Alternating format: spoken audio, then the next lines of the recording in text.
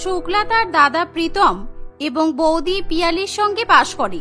তারা একসময় অনেক বড় লোক ছিল, কিন্তু হঠাৎ করে প্রীতমের কোম্পানিতে আগুন লেগে যাওয়ার ফলে সে তাদের এমপ্লয়ীদের মাহিনা দিতে গিয়ে এবং কোম্পানির লোন শোধ করতে করতে গরিব হয়ে যায়। তাই এখন তারা একটা ছোট্ট ঘরে কোনো মতে জীবন কাটায়।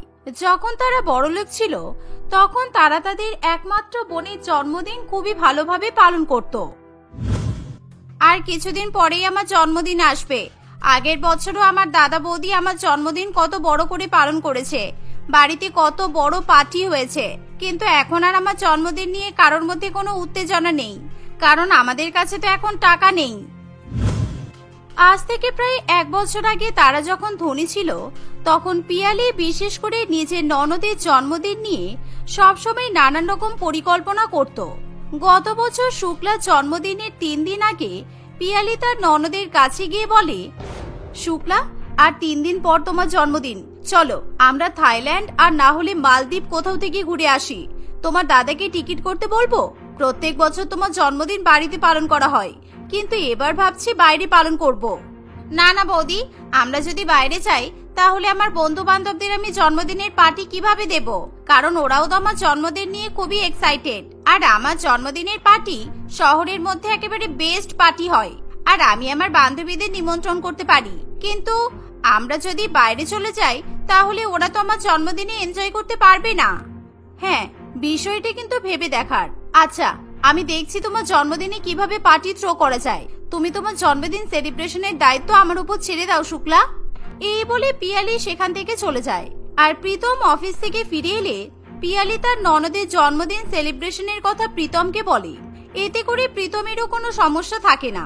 তারা দুজনে ঠিক করে যে শুক্লাকে বিভিন্ন রকমের সারপ্রাইজ দেওয়া হবে। জন্মদিনের 2 দিন আগে শুক্লা সবেমাত্র ঘুম থেকে উঠেছে এমন সময়, এই নাও শুক্লা, আমি আর তোমার দাদা তোমার জন্মদিনের জন্য 10,000 টাকা দিয়ে একটা লং গাউন কিনে এনেছি। তুমি এই গাউনটা শোরুমে দেখে পছন্দ করেছিলে, তাই তো? তোমার জন্মদিনের জন্য আমরা ওই গাউনটাই তোমাকে উপহার দিলাম। কিন্তু বৌদি, আমার জন্মদিন তো এখনো 2 দিন বাকি, তোমরা এখন থেকেই আমাকে গিফট দিতে শুরু করে দিয়েছো। How lucky I am. আমি সত্যি অনেক ভাগ্য করে তোমাদের মতো দাদা আর বৌদি পেয়েছি। আরে ঠিক আছে, তুমি তো আমার নিজের মেয়ের মতো, তোমার জন্য সবকিছু।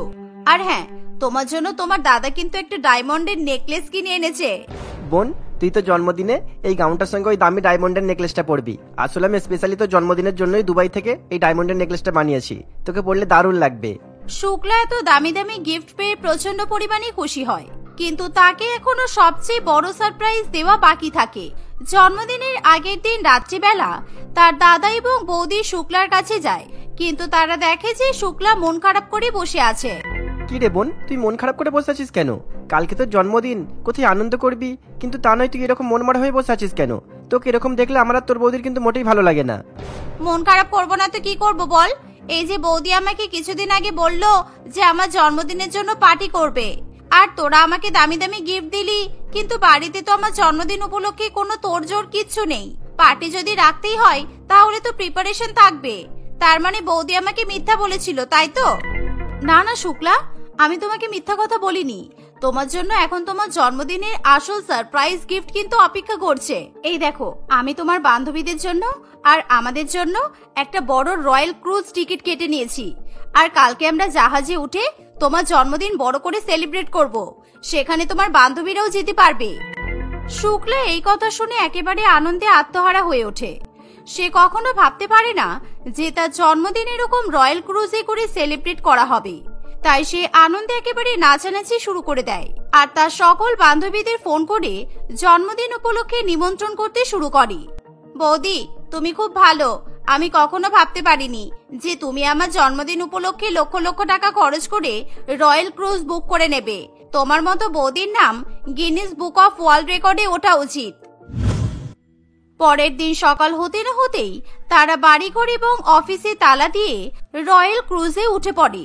আর সেখানে শুক্লা এবং তার বান্ধবীরা এবং প্রীতম ও পিয়ালি একসঙ্গে শুক্লার জন্মদিন সেলিব্রেট করতে শুরু করে। শুক্লা তার সেই দামি জামা এবং ডায়মন্ডের নেকলেস পরে। এর ফলে তাকে দেখতে একেবারে পরীর মতো সুন্দর মনে হয়।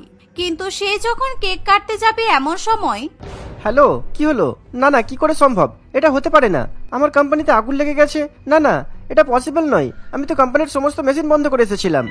স্যার, আমি কিছুই বুঝতে পারছি না স্যার। আপনি প্লিজ এক্ষুনি কোম্পানিতে আসুন, তা না হলে কিন্তু কোম্পানি আরো জ্বলে পড়ে শেষ হয়ে যাবে। আমাদের কোম্পানির মিটার বক্স থেকেই এই আগুনটা ছড়িয়েছে। আমার ভীষণ ভয় লাগছে স্যার। এমনকি অনেক এমপ্লয়ি নিজেদের প্রাণও হারিয়েছে। প্রীতম কিছু বুঝতে পারে না যে তার সঙ্গে কি হতে চলেছে, আর সে পাগলের মতো কাঁদতে শুরু করে দেয়। প্রীতম তখনই তার বোন এবং বউকে এই ঘটনা জানালে তারা সঙ্গে সঙ্গে রয়্যাল ক্রুজ থেকে নেমে পড়ে আর অফিসের দিকে ছুটে যায়। তারা তাদের কোম্পানিতে গিয়ে দেখে যে ইতিমধ্যে সবকিছু জ্বলে পুড়ে শেষ হয়ে গেছে, ফলে তারা নিজেদেরকে আর সামনে রাখতে পারে না। শুক্লা জন্মদিনের এরকম আনন্দের মুহূর্তে এরকম বিপদও যে ঘটতে পারে সেটা তাদের কারোরই ধারণা ছিল না। আর এর ফলে প্রীতম তার বোনকেই দোষারোপ করতে শুরু করে দেয়। তুই একেবারে অপয়া বোন, তুই একেবারে অপয়া। কেননা তুই যখন জন্ম নিয়েছিলিস তখন এইরকম অ্যাক্সিডেন্টের ফলে মার বাবা মারা গিয়েছিল, আর এখন দেখ তোর জন্মদিনের দিন আমার কোম্পানি পুরো শেষ হয়ে গেল। তোকে আমার বোন বলতে ঘৃণা করছে। তোমার কি মাথা খারাপ হয়ে গেছে? তুমি তোমার বোনকে কি কথা বলছো? আজকেও জন্মদিন আর তোমার কোম্পানির ক্ষতি হয়েছে, এতে ওর কি দোষ? এখন যে করেই হোক আমাদেরকে এই ক্ষতির পূরণ দিতে হবে। আর কোম্পানির ক্ষতিপূরণ দিতে গিয়ে তারা একেবারে গরিব হয়ে যায়। আর এভাবেই দেখতে দেখতে 1 বছর কাটে। এখন প্রীতম একটা ছোট্ট মেশিনের কোম্পানিতে কাজ করে কোনো মতে সংসার চালায়। 1 বছর পর যখন আবার শুক্লার জন্মদিন আসে তখন ইস, আমার ছোট্ট ননদ ওর জন্মদিনের 2 দিন আগে কেমন মন খারাপ করে ঘরের মধ্যে শুয়ে আছে। আর এখন তো আমাদের সেরকম ক্ষমতাও নেই প্রীতম যে আমরা ওর জন্মদিন উদযাপন করতে পারবো। তোমাকে আর তোমার ননদের প্রতি দয়া দেখাতে হবে না। তোমার মনে নেই তোমার ননদের জন্মদিনের দিন আমাদের সংসারের কিরকম ক্ষতি হয়েছিল?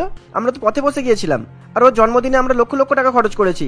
আর সেই টাকা যদি জমিয়ে রাখতাম তাহলে আজকে আমাদের এই দিন দেখতে হতো না। তাই আমি ওর জন্মদিন নিয়ে কোনো রকমের কোনো কথা শুনতে চাই না। উফ, তুমি একটু আস্তে কথা বলবে? ও কিন্তু পাশের ঘরে শুয়ে আছে। ওর কানে যদি কথাটা যায় তাহলে জন্মদিনের আগে ও খুব কষ্ট পাবে, কারণ মেয়েটা এমনিতেই বাবা মা মরা। তার উপর তোমার থেকেও যদি এরকম ব্যবহার পাই তাহলে ও কোথায় যাবে বলো তো?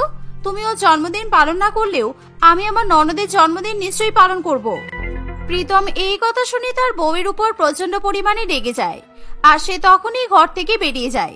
তখনই পিয়ালি শুক্লার ঘরে গিয়ে দেখে যে শুক্লা তার বাবা মায়ের ছবি বুকে জড়িয়ে হাউমাউ করে কান্নাকাটি করছে, কারণ শুক্লা তার দাদা এবং বৌদির কথা ইতিমধ্যেই সবই শুনে ফেলেছে। বিশ্বাস করো মা বাপি, আমি যে এতটা অপয়া আমি জানতাম না। আমার যখন প্রথম জন্মদিন হয় তখন তোমরা অ্যাক্সিডেন্টে মারা গেলে। তারপর বড় হয়ে আমার জন্মদিনের সময় আমার দাদার কোম্পানির ক্ষতি হয়ে গেল। আমার মনে হচ্ছে আমার জন্মদিনের আগে আমি যেন মরে যাই। আমার তোমাদের কথা খুবই মনে পড়ছে। আরে বোকামি, তুমি এরকম ভাবে কাঁদছো কেন?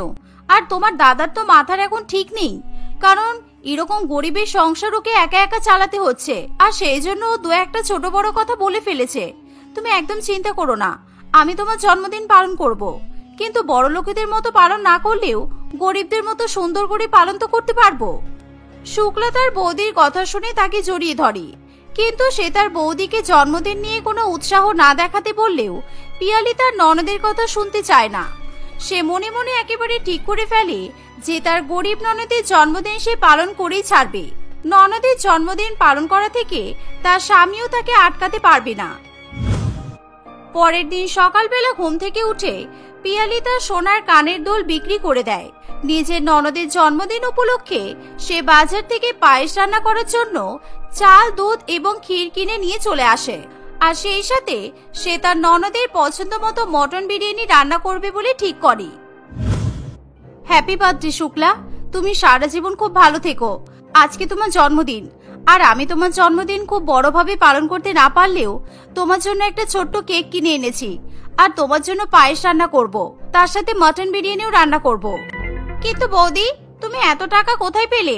আমার জন্মদিন পালন করবে শুনলে দাদা নিশ্চয়ই তোমাকে টাকা দেবে না। আমাকে সত্যি কথা বলো, তুমি টাকা কোথায় পেলে? পিয়ালি শুক্লাকে কিছুতেই সত্যি কথা বলতে চায় না। তখন শুক্লা তার বৌদির দিকে লক্ষ্য করলে বুঝতে পারে যে তার বৌদি নিজের সোনার কানের দুল বিক্রি করে দিয়েছে, আর এই দেখে শুক্লার চোখে জল চলে আসে। তুমি এত ভালো বৌদি, আমি সত্যিই ভাবতে পারিনি। আমি তো ভেবেছিলাম গরিব হওয়ার পর বৌদি আমার সঙ্গে খারাপ ব্যবহার করবে, কিন্তু না, আমার দাদা বরং আমার সঙ্গে খারাপ ব্যবহার করছে। আর জানো বৌদি, আমার দাদা আমাকে উইশ পর্যন্ত করেনি। পিয়ালি কোনো কথা না বলে তার ননদকে জন্মদিন উপলক্ষে কেক কাটতে বলে আর পায়েস রান্না করে তার ননদকে খাইয়ে দেয়। সেই সাথে গরম গরম মটন বিরিয়ানি পর্যন্ত রান্না করে নিয়ে আসে। কিন্তু বোনের জন্মদিন উপলক্ষে প্রীতম সেদিন বাড়িতে ফিরতে চায় না, কারণ সে তার নিজের বোনের মুখ দেখতে চায় না। প্রীতম মনের দুঃখে নিজের পুড়ে যাওয়া কোম্পানির সামনে গিয়ে দাঁড়ায়। আর সেই সময় আজকে বরং আমি ম্যানেজার সুজয়ের সাথে দেখা করতে হবে, কারণ সুজয় বলেছিল কোম্পানি পুড়ে যাওয়ার 1 বছরের মধ্যে কোম্পানির ইন্স্যুরেন্সের টাকা ফেরত পাবো। আজকে তো 1 বছর হয়ে গেল, দেখি বোনের জন্মদিনের দিন যদি টাকাটা ফেরত পাই। এই বলে প্রীতম ম্যানেজার সুজয়ের বাড়িতে যায় আর সে তার ম্যানেজারকে অন্য একটা লোকের সঙ্গে কথা বলতে শুনে নেয়।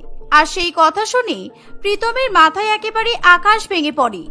যেমন প্রীতম বদমাইশ, তেমন ওর বোন শুক্লাও বদমাইশ। আজ থেকে 3 বছর আগে ওর ওই সুন্দরী বোনের জন্মদিনের দিন আমি ওর বোনকে ফোন করে প্রপোজ করেছিলাম, কিন্তু ওর বোন আমাকে কোম্পানির ম্যানেজার বলে অপমান করে মুখের ওপর ফোন কেটে দেয়। আমার নাকি ওর বোনকে বিয়ে করার কোনো ক্ষমতা নেই, আর সেই জন্যই আমি ইচ্ছা করি বদলা নেওয়ার জন্য ঠিক ওর জন্মদিনের দিন দাদার কোম্পানিতে আগুন লাগিয়ে দিই। আর এখন আমার নাকি ইন্স্যুরেন্সের টাকা নেবে, 6 টাকা পাবে। বদমাস কোথাকার। সুজয়, তার মানে তুমি আমার এত বড় ক্ষতি করেছো? আর আমি বেকার বেকার আমার বোনকে অপয়া ভাবছিলাম। আমার বোন তোমাকে রিজেক্ট করে একদম ঠিক করেছিল, আর তখন যদি আমার বোন আমাকে এই ঘটনাটা জানাতো তাহলে আজকে আমাদের এই দিন দেখতে হতো না। আমি তোমাকে তখনই কোম্পানি থেকে বার করে দিতাম। আমার ক্ষতি করে তুমি কি ভাবছো তোমার ভালো হবে? তোমাকে আমি মজা দেখাচ্ছি, তোমার সমস্ত কথা আমি রেকর্ড করে নিয়েছি আর পুলিশকে ফোনও করে দিয়েছি।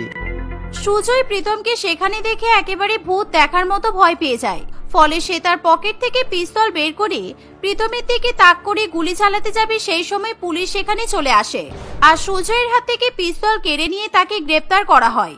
সুজয় এতদিন প্রীতমের কোম্পানি থেকে অনেক টাকা তহবিল তৈরি করেছে আর সেই টাকা দিয়ে সে বড়লোক হয়ে গেছে। ফলে সুজয়কে সব টাকা প্রীতমকে ফেরত দিতে হয়। কিন্তু প্রীতম তখন নিজের বোনের কথা মনে মনে ভেবে খুবই কষ্ট পায়।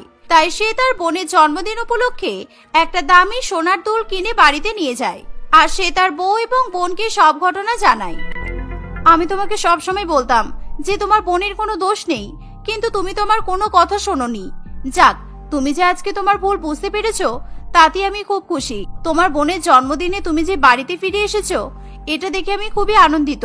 আমি তোমার বোনের জন্য কেক নিয়ে এসেছি আর বিরিয়ানিও রান্না করেছি। এসো, আজকে আমরা সবাই মিলে শুক্লার জন্মদিন পালন করি। বোন, আমাকে ক্ষমা করে দে। আমি তোর সাথে অনেক খারাপ ব্যবহার করেছি। আমি আর তোর সাথে কখনো কোনোদিনও খারাপ ব্যবহার করব না। এই বলে দাদা এবং বৌদি দুজনে মিলে শুক্লার জন্মদিন খুবই আনন্দ করে পালন করে। সেদিনের পর থেকে তাদের আর দুর্দিন থাকে না। প্রীতম আবার তার কোম্পানির হারিয়ে যাওয়া টাকাগুলো ফিরে পায়।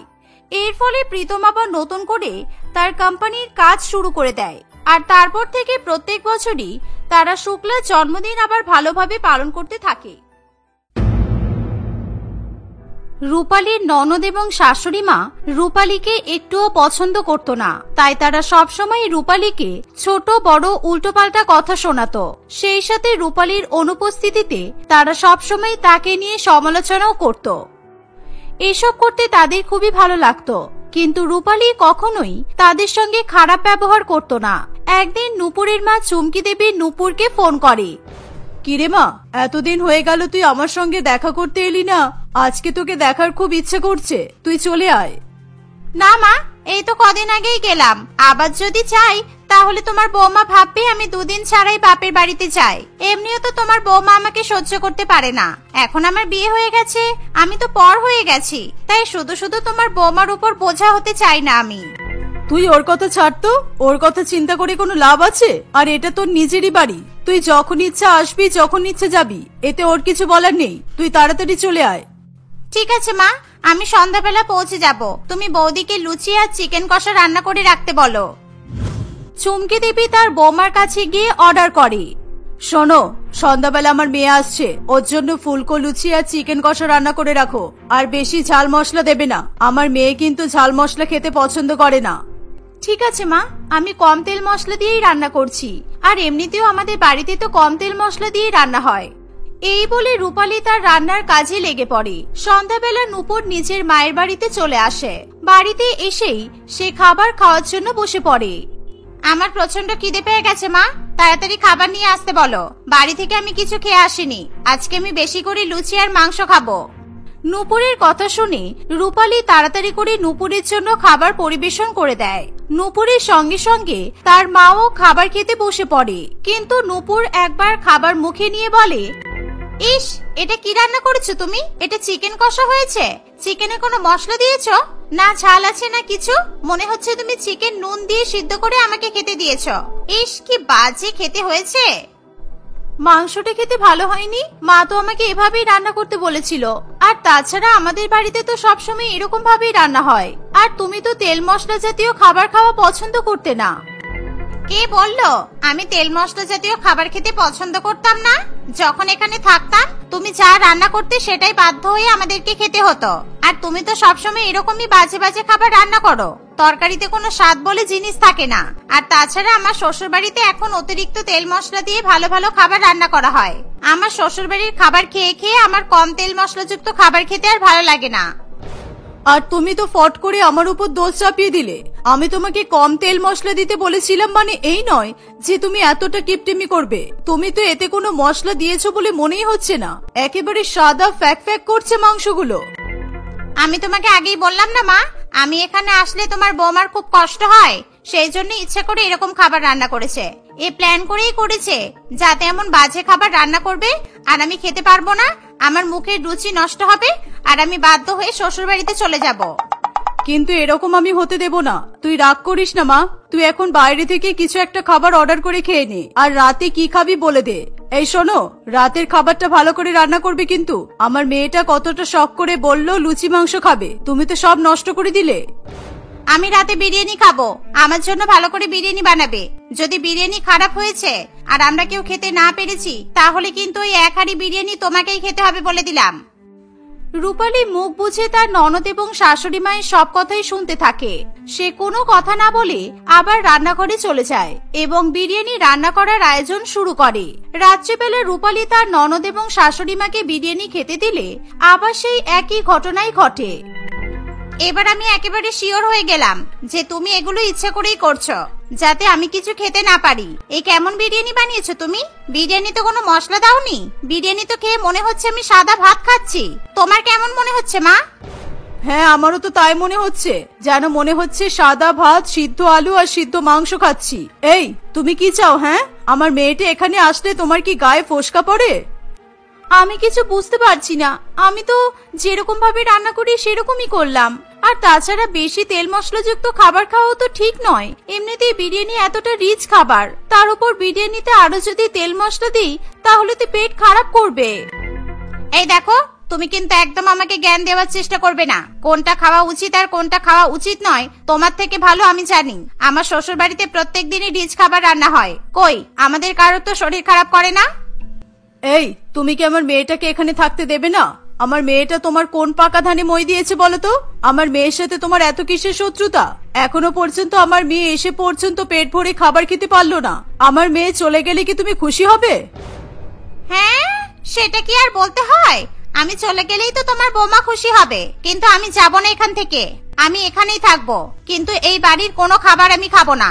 আমার পছন্দ মতো খাবার তোমার বৌমা কখনোই রান্না করতে পারবে না। আমি এখানে যতদিন থাকবো বাইরের খাবারই খাবো। এই বলে নূপুর রাগ করে উঠে চলে যায়। সেদিন রাত্রিবেলাতেও নূপুর নিজের জন্য অনলাইন থেকে খাবার অর্ডার করে খায়। পরের দিন সকালবেলা ঘুম থেকে উঠেই সে বাইরের রেস্টুরেন্টে ব্রেকফাস্ট করতে চলে যায়। দুপুরে এবং রাত্রিবেলাতেও সে অনলাইন থেকেই খাবার অর্ডার করে। এরকম ভাবে সময় কাটতে থাকে। রূপালী বারে বারে নূপুরকে বাড়িতে খাবার খাওয়ার জন্য বললেও নূপুর কিছুতেই বাড়ির খাবার খেতে চায় না।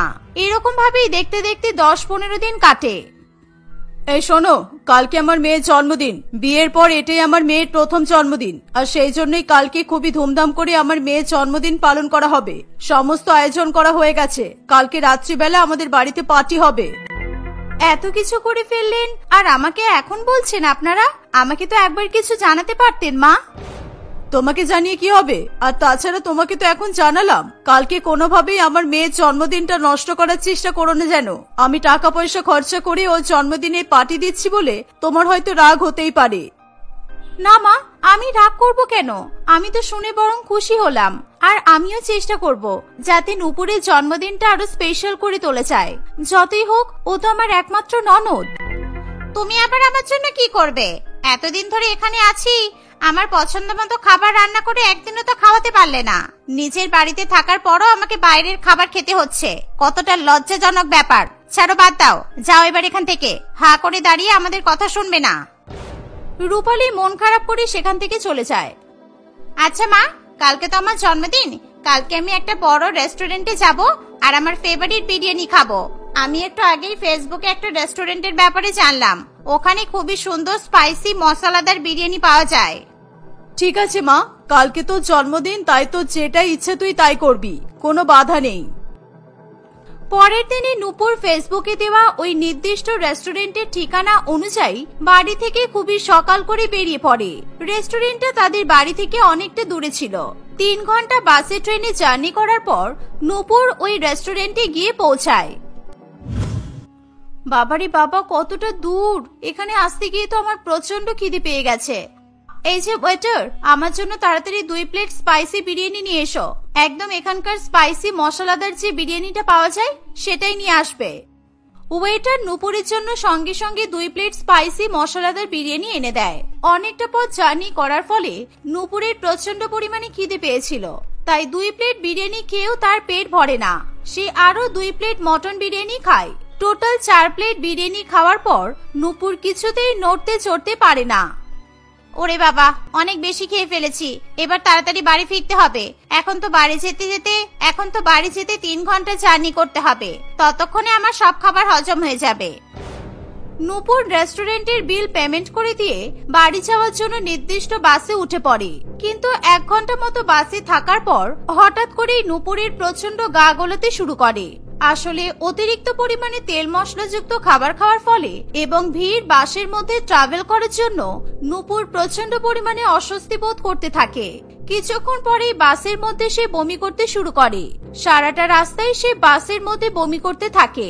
এভাবে কোন রকমে সে বাড়ি ফিরে আসে। বাড়ি ফিরে এসে সে দেখে টেবিলের উপর বিভিন্ন রকম সুস্বাদু খাবার সাজিয়ে রাখা আছে। তুমি এসে গেছো নূপুর, আমি কখন থেকে তোমার জন্য অপেক্ষা করছিলাম। দেখো, আজকে আমি তোমার পছন্দ মতো অনেক রকমের খাবারের আয়োজন করেছি। আশা করছি তোমার এই খাবারগুলো পছন্দ হবে। ভয় পেও না, এই খাবারগুলো আমি রান্না করিনি, আমার শেফ বন্ধু রিঙ্কি রান্না করেছে। এই যে আমার বন্ধু রিঙ্কি। হ্যাপি বার্থডে নূপুর, আসলে আমি 5 স্টার হোটেলের শেফ। আজকে আমার রেস্টুরেন্টে অনেক কাজ ছিল, কিন্তু তোমার বৌদি এতটা জোর করলো যে আমাকে এখানে আসতেই হলো।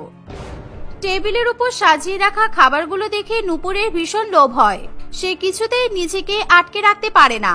বিরিয়ানি খেয়ে তার যে শরীর খারাপ করেছিল সেই কথাটা সে ভুলে গিয়ে আবার খেতে বসে পড়ে। কিন্তু খাবার খেতে খেতেই তার আবার বমি পায় আর সে বমি করার জন্য বাথরুমে ছুটে যায়। এই, তোমরা আমার মেয়েকে কি খাইয়েছো? কি আজে বাজে খাবার রান্না করে খাইয়েছো আমার মেয়েটাকে? আমার মেয়ে এরকম বমি করছে কেন? নূপুর, মা নূপুর, তুই ঠিক আছিস তো? তুই আমাকে না জিজ্ঞাসা করে ওই খাবারগুলো কেন খেতে গেলি? নূপুর বমি করতে করতে হঠাৎই অজ্ঞান হয়ে পড়ে যায়। এই দেখে সকলেই প্রচন্ড পরিমাণে ভয় পেয়ে যায়। এই, তুমি সত্যি করে বলো তো, এই খাবারে তুমি কি মিশিয়েছো? আমার মেয়েটা এরকম অজ্ঞান হয়ে গেল কেন? তোমার মনে এত হিংসা? আমার মেয়ের জন্মদিনের পার্টিটা নষ্ট করার জন্য তুমি এসব করেছো, তাই না? আপনি এসব কি বলছেন? আমি এমন কেন করতে যাব? আপনি এখন এসব কথা বাদ দিয়ে দয়া করে নূপুরকে হসপিটালে নিয়ে চলুন। চুমকি দেবী রূপালীর কোনো কথা বিশ্বাস করতে চায় না। সে তার ছেলে এবং স্বামীকে ফোন করে সব কথা বলে। আর দেরি না করে রূপালী এবং তার শাশুড়ি মা নূপুরকে নিয়ে হসপিটালে পৌঁছায়। ডাক্তার নূপুরের চেক আপ করার পর বলে, আসলে অতিরিক্ত তেল মশলাযুক্ত খাবার অনেক বেশি পরিমাণে খাবার জন্য আপনার পেটে ইনফেকশন হয়ে গেছে। এনার সুস্থ হতে এখন অনেকদিন সময় লাগবে। আর এখন সিদ্ধ খাবার ছাড়া অন্য কোনো রকমের খাবার খাওয়াই যাবে না। যে ওষুধগুলো লিখে দিচ্ছি বাইরে থেকে নিয়ে আসুন। আর হ্যাঁ, এখন 3 দিন পেশেন্টকে হসপিটালেই থাকতে হবে। এই বলে ডাক্তার সেখান থেকে চলে যায়। আমি ঠিকই ধরেছি, তোর বৌদি খাবারের মধ্যে কিছু মিশিয়ে তোকে খাইয়ে দিয়েছে। তাই জন্য তো এই খাবারগুলো খাওয়ার সঙ্গে সঙ্গে তোর শরীরটা খারাপ করলো। আমি ওই মেয়েটাকে আর কিছুতেই আমার বাড়িতে রাখবো না। আজকে তোর জন্মদিন, আর আজকে তোকে এভাবে হসপিটালের বেডে শুয়ে থাকতে হচ্ছে। এতে বৌদির কোনো দোষ নেই মা, সব দোষ আমার। আজকে আমি ওই রেস্টুরেন্টে গিয়ে 4 প্লেট স্পাইসি মশলাদার বিরিয়ানি খেয়েছিলাম, আর বাসে ওঠার পর থেকেই আমি বমি করতে করতে বাড়ি ফিরেছিলাম। কি বলছিসটা কি? তুই আমাকে আগে বলিসনি কেন এগুলো? আর তারপর বাড়িতে এসে যখন দেখলাম বৌদি আমার জন্য অনেক ভালো ভালো খাবার রান্না করেছে, আমি কিছুতেই লোভ সামলাতে পারিনি। আমার শরীর খারাপ থাকা সত্ত্বেও আমি এই খাবারগুলো খেয়েছি, তাই জন্যই তো আমার সঙ্গে এরকম হলো। আর তাছাড়া 15 দিন ধরে আমি তো শুধু বাইরের খাবারই খাচ্ছি। ঠিক তখনই এমন সময় রূপালী হাতে করে কেক নিয়ে নূপুরের কাছে আসে। হ্যাপি বার্থডে নূপুর। বাড়িতে তোমার জন্মদিন সেলিব্রেট করা হয়নি তাতে কি হয়েছে? আজকে তোমার জন্মদিন হসপিটালে সেলিব্রেট করা হবে। আমরা হসপিটালের সমস্ত স্টাফ, ডাক্তার সবাইকে কেক খাওয়াবো। আর হসপিটালের পেশেন্টদেরকে তো আমি আর কেক খাওয়াতে পারবো না, তাই আমি ওদের জন্য ফলমূল খাওয়ানোর ব্যবস্থা করেছি। নাও তুমি এবার কেকটা কাটো তো দেখি। এই শুনে নূপুর খুবই খুশি হয়। সে তার চোখের জল কিছুতেই ধরে রাখতে পারে না। থ্যাংক ইউ সো মাচ বৌদি, তুমি খুব ভালো। এতদিন ধরে আমি আর মা তোমার সঙ্গে অনেক অন্যায় করেছি, তবুও তুমি মুখ ফুটে কখনো কিচ্ছু বলনি। তুমি সবসময় চেষ্টা করেছো আমাকে খুশি করার, কিন্তু আমি নিজের দোষে আজকে নিজেরই ক্ষতি করে ফেললাম। নূপুরের কথা শুনে রূপালী খুবই খুশি হয়। রূপালীর শাশুড়ি মাও তার কাছে ক্ষমা চায়। এভাবেই সেদিন হসপিটালে নূপুরের জন্মদিন পালন করা হয়। 1 মাস পর নূপুর পুরোপুরি সুস্থ হয়ে বাড়ি ফিরে যায়।